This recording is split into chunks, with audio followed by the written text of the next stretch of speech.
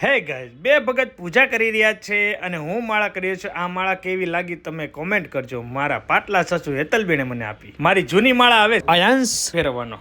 વાહ, મજા પડી ગઈ. પૂજા તો એટલા હરખથી મને ચા દૂધ પીવડાવતી હતી. આજે ગજબનો ટેસ્ટ આવવાનો છે ચા દૂધમાં. અને આયાંશભાઈ અમારે બધાના ફેસ પર સ્માઇલ લાવવાનું કામ કરે છે એવરી ડે. ઓફિસે આવીને ભગવાનના દર્શન કર્યા, શ્રીફળ વધેરું છે, શનિવાર છે, દાદાનો દિવસ, તો મજા. ઓફિસ નવરો હતો ને તમે આ એ જનરેટેડ બેબી ફોટો મારા કન્વર્ટ કર્યા અને એને વિડીયો બનાવ્યો. તમને બહુ ગમશે. જલ્દી હું લાઈવ કરીશ, જોઈ લો. ગલગોટો ચેક્સ વસાણી બોલે તો ભાઈ. અને ઘરે આવી ગયા તો શિવાંશ ને બા લૂડો રમી રહ્યા હતા. આયંશભાઈ તો અમારે ભાઈ ફૂલ મસ્તી કરતા હતા, જોઈ લો.